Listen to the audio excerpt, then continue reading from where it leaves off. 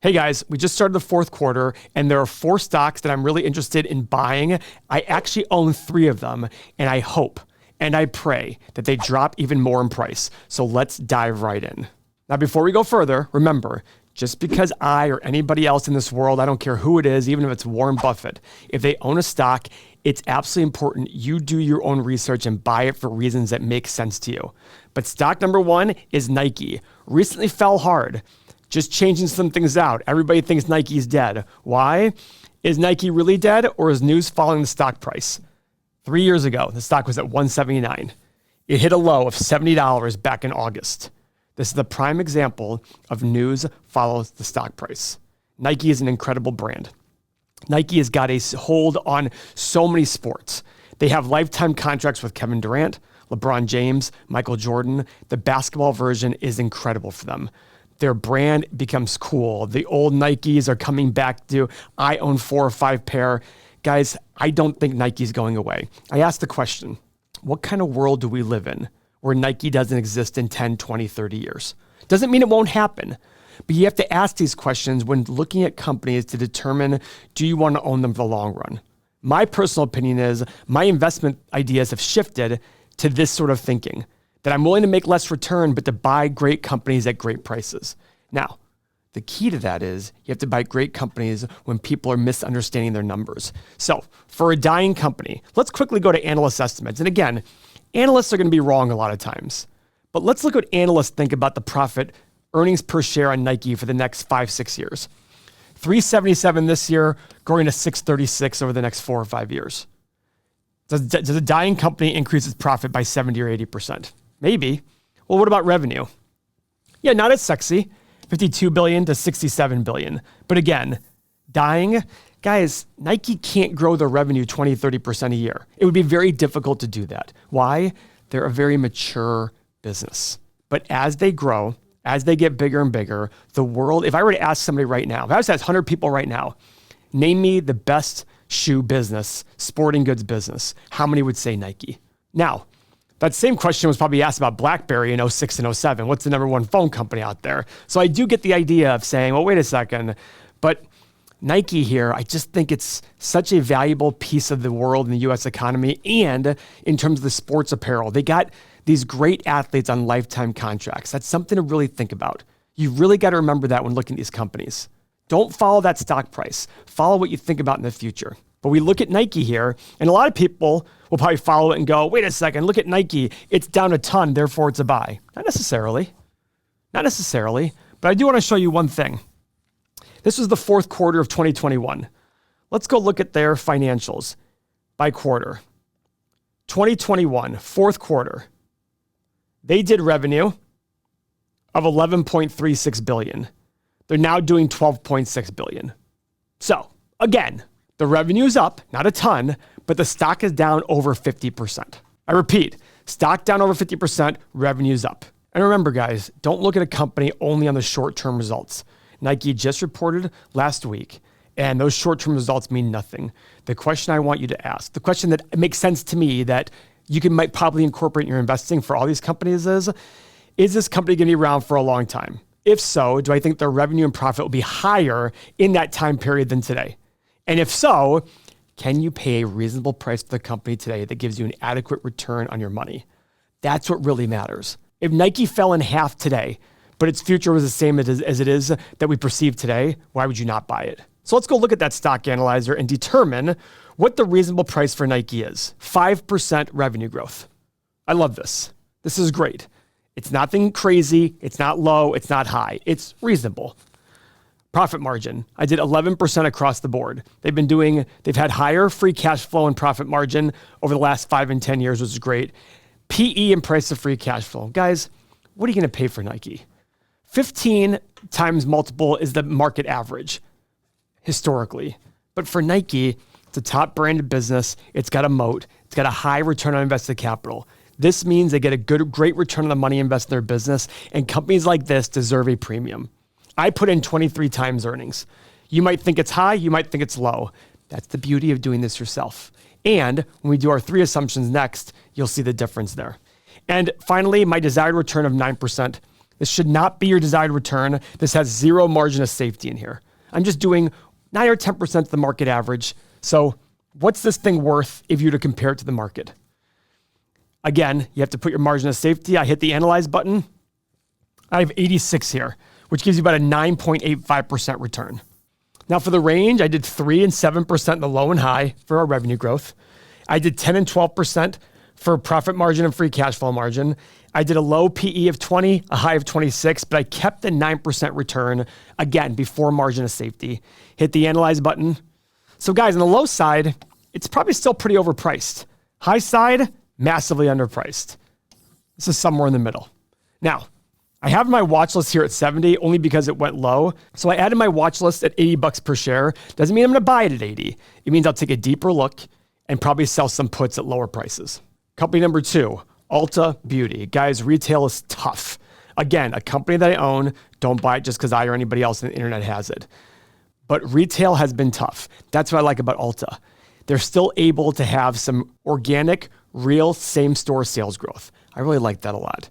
They cater to women. They have good margins. Their gross margin is almost 40%. Bottom line margin of 10 or 11%. What I think I love about them, $18 billion market cap and a $21 billion enterprise value. This right here, this $3 billion is essentially their debt, which is mostly their leases. So I look at this saying, man, for a retail business, that seems pretty low. And look at this free cash flow. $1 billion, 5-year average of 887. Look at this return on invested capital. 5 years, 22.3, 1 year is 27. A business that does well, making money on its own money.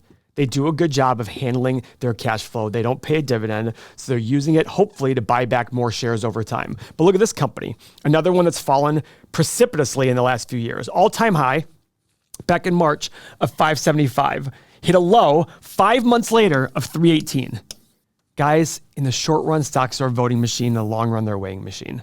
Even if you believe 575 was the right price for this company, why would you not think it's 318 5 months later?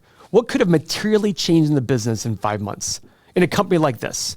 It happens, but in this business, we haven't seen anything material happen to it. All right. So I still like Ulta for many of these reasons I'm just looking at here. Is retail tough? Yes. But they cater to women, and they cater in areas that women want to still go and see traffic and have foot traffic in, which I like a lot. Let's see what the analysts think about this company that's in retail. Look at this growth. $26 a share in profit this year, going to $42 according to analysts in the next 4 or 5 years. And revenue growth, all right, 3 to 6% a year. Nothing to write home about, but pretty impressive either way. Now, the internet gets bigger and bigger and bigger. Are they going to sit here and be like the other ones who died? Or are they the ones going to continue to do better?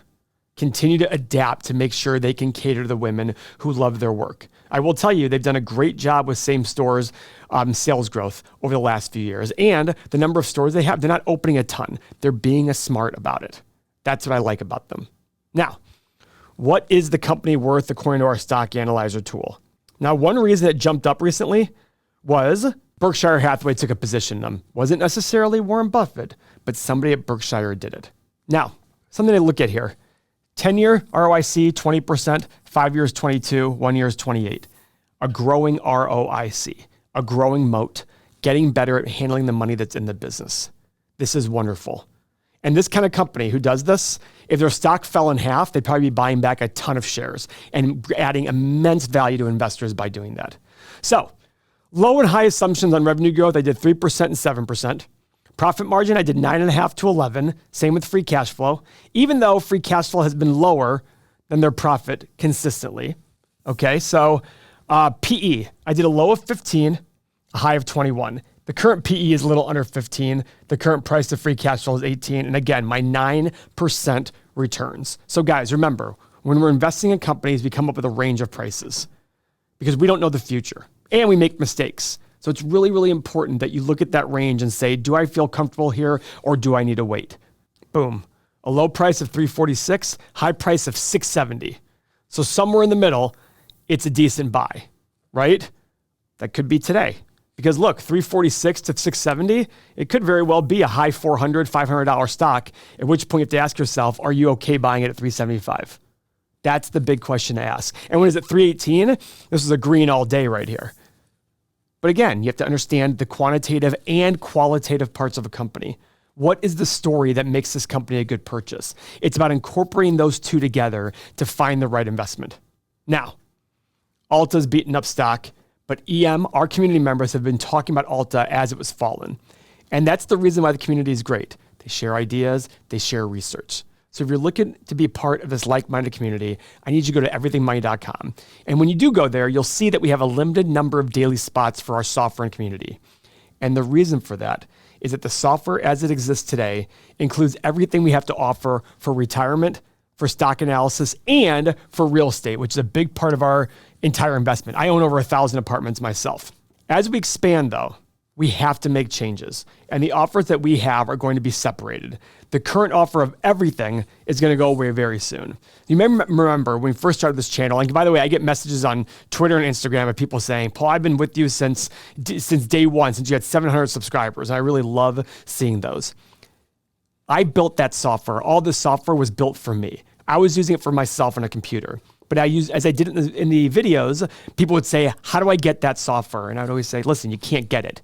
It's expensive. You have a data feed. It costs a lot of money. But then it got me thinking, well, if people want the software, let's give it to them. Let's build that community. And the community has grown immensely. The channel has grown immensely. So it's become less about me and more about how I can better serve you and the other community members who use this software. So the good news is the changes haven't been made, but we're working on them every single day. So if you join today, you'll be grandfathered in for life with all the data and all the tools that we've made. So even when we separate it from everybody else, you'll still get them. And you'll stay in your pricing tier forever. So if you're serious about making more money, making better financial decisions, more importantly though, sleeping better at night, click on the link in the description below to get access to our software before we make these changes. And I'm very confident it'll be one of the best decisions you've ever made. Stock number 3. This is an interesting one. This is PayPal. So PayPal has become interesting because it's had a recent surge up in pricing. It's at $80 a share, hit a low just a year ago of $50 per share. Okay. I've been buying it sub 85 or so for a while now. And it was a commonly criticized stock, which we want to see. It was interesting. People were saying PayPal was dead. Do you hear a common theme here? This company is dead. This company is dead. And there were some issues with PayPal. The number of users was declining, had just started declining, but the number of transactions per user were up. The dollar amount were up, and the total transaction revenue was up a lot. So I look at that going, all right. So yeah, the number of users is declining, but it seems like they're getting better users, and the people who use the company are using it more and for higher dollar amounts. That screams trust to me. Whenever I want to buy something on the internet that I don't trust, I use PayPal because I know they're going to have my back. Okay. Now, this is an $84 billion company, a lot of debt on there because they probably owe money to people that hold their cash with them. Good profit margin, 14%, 45% gross margin. Okay. Decent return on invested capital, not the best in the 5-year, but getting better.